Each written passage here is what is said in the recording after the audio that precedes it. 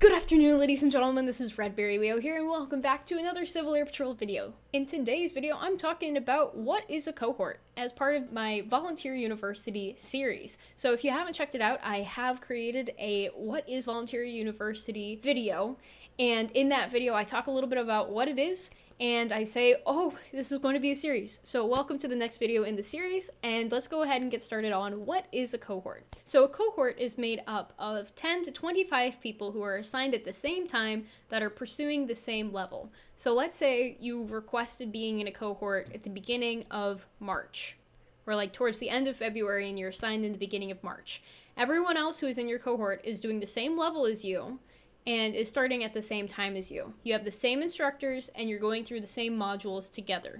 Now, if you're doing virtual in residence or in residence, which means if you have a lecturer either live in person or virtually, like what we're kind of sort of doing right here, like over Teams or Zoom or another virtual platform, then you aren't necessarily required to be in a cohort. The cohort is exclusively for when you are trying to complete the requirements virtually through the modules in Access.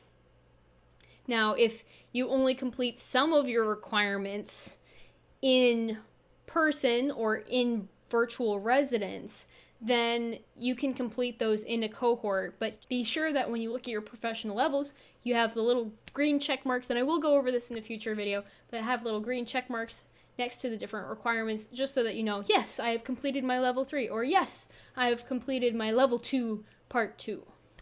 So that's just something to keep in mind. Now, there is a page on Volunteer University, and I will include a link in the description to the Volunteer University website in addition to this attachment, which talks about the reason why that they have cohorts right now. So cohort, you're going through the same process together as a team. So there are some assignments that you can seek out others.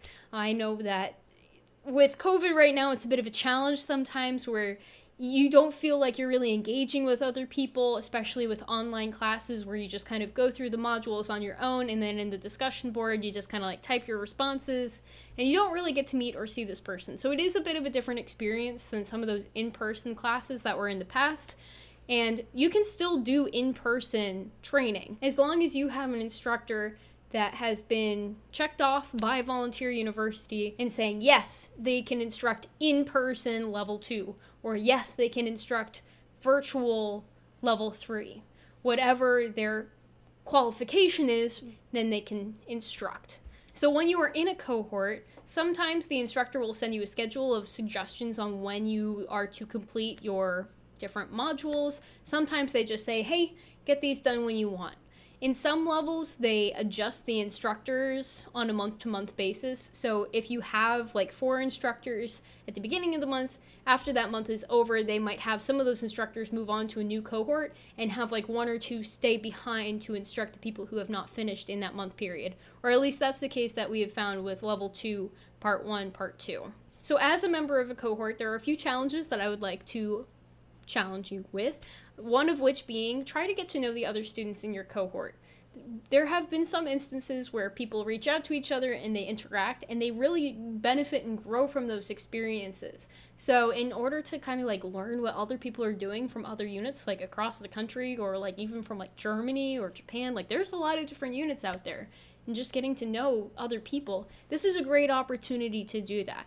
So you could always ask your instructor if it's possible to do stuff with your cohort as well. You don't necessarily have to do that. I know a lot of people are busy, and being able to get 25 different schedules to mesh on one day, that would be very challenging to do. But trying to get to know at least a couple other people in your cohort isn't a bad idea. So that's something that you could definitely do and just really get to know other people. Another thing, you don't have to rush through the curriculum. Really try to read through the material, and if you have questions, you can ask your instructor. You can ask other students and say, hey, there was this module that I didn't quite understand. Did you get it? And reaching out to other people is a great way to get to know them and really show that you're interested and you're passionate in the material, and they will respond and they will be reciprocative to your interest and enthusiasm. So I know personally, me as an instructor, I love hearing from my students because it's like, wow, someone's really interested in this. And sometimes I never hear from a student. So if you reach out to your instructor at least once during the cohort, that's always appreciated from the instructor end, but you don't necessarily have to do that. It's just something that would be appreciated by your instructor. And the last thing that I'm going to suggest is don't worry about the pacing that you are doing the modules. If you feel like you have a ton of time in 1 week, you can go through a majority of the modules and the material, at least for some of the earlier levels. Not so much for like level 4 and level 5, and a little bit of level 3. But at least with like level 1, level 2, a lot of the modules are pretty straightforward to get through. So if you want, you can do them faster. If you want, you can take your time with them, as long as you're getting them information and learning what you need in order to be successful in Civil Air Patrol. Because they want everyone to be successful, which is why they tried to make the training more accessible. So if you do have any questions for me, please feel free to leave them in the comments down below, or if you have any feedback, I'm always open to it. So thank you so much for watching, and that is all, folks. Until next time, toodles.